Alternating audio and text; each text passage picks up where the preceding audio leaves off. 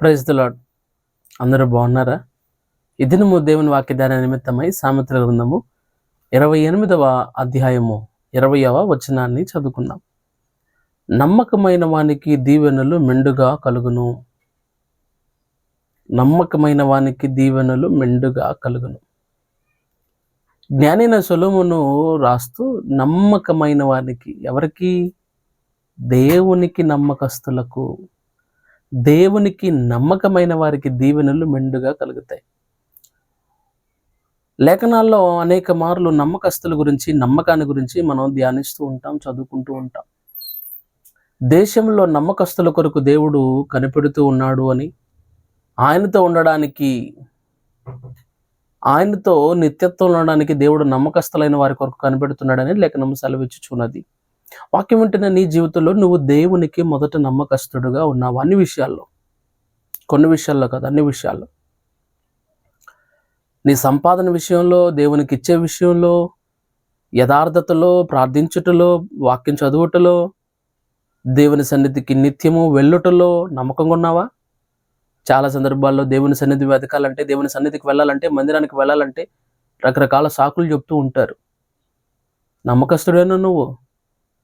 అదే అనారోగ్యంతో ఊరైనా వెళ్ళగలుగుతావు, అదే అనారోగ్యంతో ఎక్కడికైనా వెళ్ళగలుగుతావు, కానీ దేవుని మందిరానికి మాత్రం రావు. అదే అనారోగ్యంతో పనికైనా వెళ్ళగలుగుతావు, అదే అనారోగ్యంతో జాబ్కి వెళ్ళగలుగుతావు, అదే అనారోగ్యంతో ఆఫీస్కి వెళ్ళగలుగుతావు, బట్ అదే అనారోగ్యంతో చర్చికి రాగలవా నువ్వు? నో నో నో నో అది అసాధ్యం కదా చాలామందికి. నమ్మకస్తుడివేనా నువ్వు అలాంటి సందర్భంలో దేవునికి? కాదు కదా. చాలామంది 10వ వంతు, 10వ భాగం అర్పించే విషయంలో నమ్మకస్తులుగా ఉండరు. దేవుని సన్నిధికి నమ్మకస్తులుగా చాలామంది ఉండరు. దేవుని సన్నిధికి రావడానికి దేవుడు వారికి ఇచ్చిన సంపాదన విషయంలో 10వ వంతు నాది అని దేవుడు చెప్పి ఉన్నాడు. దయచేసి వాక్యాన్ని ఉన్నట్లుగా గమనించాలి. 10వ వంతు ఎవరిది? దేవునిది, దైవజనుడిది కూడా కాదు. కానీ చాలామంది అపోహ ఏంటంటే 10వ వంతు ఇలాగా అందరూ అడుగుతుంటే కేవలం దైవజనులకే అని అనుకుంటూ ఉంటారు. నీవు ఇచ్చేది దైవజనుడికి అని అనుకుంటే నీ జీవితంలో దీవెనలు రావు, నీ జీవితంలో ఆశీర్వాదాలు రావు. ఎందుకంటే నువ్వు అనుకుంటుంది ఏంటంటే ఒక మనిషికి ఇస్తున్నాను అని అనుకుంటున్నావు, నేను ఇవ్వడం వల్ల పక్కనోడు బ్రతుకుతున్నాడు అని అనుకుంటున్నావు, అంతే. దానివల్ల దీవెనలు ఎలా వస్తాయి? నువ్వు ఇచ్చేది దేవునికి, నేను దేవునికి ఇస్తున్నాను, ఇది దేవునికి వెళ్తుంది అన్న భయంతో, భక్తితో నువ్వు ఇచ్చే ఆ మనసు ఏదైతే ఉంటుందో అప్పుడు నీ జీవితంలో దీవెనలు ప్రారంభమవుతాయి. అంటే చాలామంది బిజినెస్ ఓరియంటెడ్గా నేను ఇస్తే దేవుడు నాకు ఇస్తాడు అని కొంతమంది అటువంటి ఆలోచనతో ఇచ్చేవాళ్ళు కూడా ఉన్నారు. దేవునికి ఇస్తున్నావు, నీదేదో ఇవ్వటం లేదు, నీకు దేవుడు ఇచ్చాడు. దేవుని లేఖనం చెప్తుంది 10వ వంతు నాది, నా మందిరంలో ఆహారం ఉండినట్లుగా ప్రథమ ఫలము 10వ భాగాలు తీసుకురావాలని లేఖనం సెలవిస్తుంది. దేవునికి ఇస్తూ నీదేదో ఇచ్చినట్లుగా చాలామంది దేవుణ్ణే ఉద్ధరించేస్తున్నామా అన్నట్లుగా కొంతమంది ఆలోచన చేస్తూ ఉంటారు. వాక్యం వింటున్న నీ జీవితంలో నీకు దీవెనలు రావాలంటే లేఖనం చెప్తుంది నమ్మకమైన వానికి అన్ని విషయాల్లో. అంటే ఒక ఇచ్చే విషయంలో ఉండి నేను ఇష్టానుసారంగా తిరుగుతాను, నా ఇష్టానుసారంగా నేను బ్రతుకుతాను అని అంటే దీవెనలు రావు. అన్ని విషయాల్లో నమ్మకంగా ఉండాలి. భక్తిలో నమ్మకంగా ఉండాలి, ప్రార్థించట్లో నమ్మకంగా ఉండాలి, వాక్యం చదువుట్లో నమ్మకంగా ఉండాలి, దేవునికి ఇచ్చే విషయంలో నమ్మకంగా ఉండాలి, దేవుని సన్నిధికి వచ్చే విషయంలో నమ్మకంగా ఉండాలి, నీ భార్యకి నమ్మకంగా ఉండాలి, భర్తకు నమ్మకంగా ఉండాలి, పిల్లలకు నమ్మకంగా ఉండాలి, నీ పై అధికారులకు నమ్మకంగా ఉండాలి, నువ్వు పనిచేసే చోట, నువ్వు చదువుకునే దగ్గర, అన్ని విషయాల్లో ప్రతి ఒక్కరికి నువ్వు నమ్మకస్తులుగా ఉండాలి, నమ్మకమైన వ్యక్తిగా ఉండాలి. మొదట దేవునికి నమ్మకంగా లేని వారు ఈ భూమి మీద ఎవరికి నమ్మకంగా ఉండలేరు. ఎందుకంటే దేవునికి నమ్మకస్తులుగా ఉన్నవారు ప్రతి ఒక్కరికి నమ్మకంగానే ఉంటారు. ప్రతి ఒక్కరు వారిని నమ్మగలరు. నమ్మకమైన వానికి దీవెనలు మెండుగా కలుగుతాయి. ఈరోజు చాలామంది నమ్మకస్తులు లేరండి. దేవునికి నమ్మకంగా వారు ఉండడం లేదు. వారి సాక్ష్యాన్ని కోల్పోతూ ఉన్నారు. కొంతకాలం భక్తిగా ఉండి, కొంతకాలం మంచిగా ఉండి, కొంతకాలం ఇష్టానుసారంగా వారికి నచ్చినట్టుగా, వారికి వచ్చినట్టుగా, వారికి తెలిసిందే వాళ్ళకి దేవుడు అనుకుంటున్నారు. వాక్యం ఉంటున్న నీ జీవితంలో నమ్మకత్వం ఉందా? నువ్వు నమ్మకస్తుడివేనా? నువ్వు పనిచేసే చోట నమ్మకస్తుడివేనా?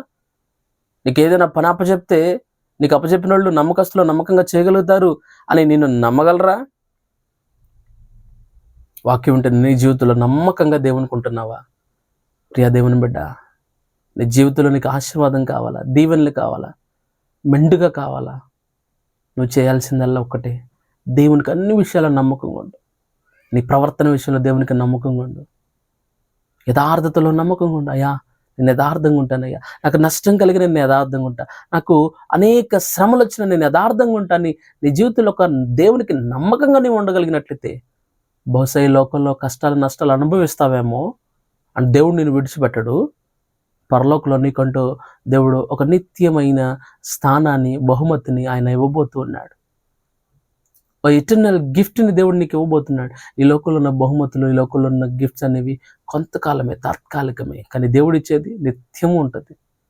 అది కావాలా? నమ్మకత్వం కోల్పోయి ఈ లోకంలో దేవునికి నువ్వు పనిచేసే చోట కానీ, లేదంటే రకరకాల స్థితిలో నమ్మకం లేక ఈ లోక సంబంధమైన ఏవేవో ఆశపడి కేవలం భౌతికపరమైన, భౌగోళికమైన వాటి కొరకే నీ జీవితంలో ప్రయాసపడుతున్నావా? లేదా నిత్యత్వం కొరకు కూడా నీ జీవితంలో ఒక ప్రయాస, తపన నీకుందా?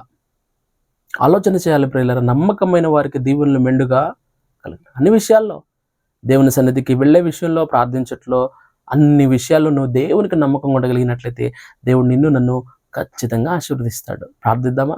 ప్రార్థన. కళ్ళు మూసుకోండి. అందరూ కూడా కళ్ళు మూసుకొని నాతో పాటు ఏకీభవించి ఒక చిన్న ప్రార్థన చేయండి. మీరున్న చోటనే ఒక చిన్న ప్రార్థన చేయండి. ప్రభువా నాకు దీవెనలు కావాలి, నేను నమ్మకంగా ఉండాలని ప్రభువును ప్రార్థిద్దాం. ప్రార్థన. పరిశుద్ధ ఆత్మదేవ నీకు వందనాలు. మా ప్రియులు ఎక్కడ ఉన్నా వారు ప్రార్థిస్తున్నప్పుడు అయ్యా వారు ప్రార్థిస్తుండగా నీ కృపను దయచేయండి. నమ్మకత్వాన్ని మీరు అనుగ్రహించిన దేశంలో నమ్మకస్తుల కొరకు కనిపెడుతున్న దేవుడు నాయన, నువ్వు నమ్మదగిన వాడు ప్రభు, నువ్వు నమ్మదగిన దేవుడు కనుక నాయన మా జీవితాల్లో ప్రభు మీకు నేను నమ్మకస్తులుగా ఉండినట్లే నీ కృపను దయచే. మా ప్రియులు అందరినీ మాటలు వింటున్న వారి జీవితాల్లో నమ్మకాన్ని దయచేయమని అడుగుతున్నారు. వారు నమ్మకస్తులుగా ఉండినట్లు నీ కృపను అనుగ్రహించండి.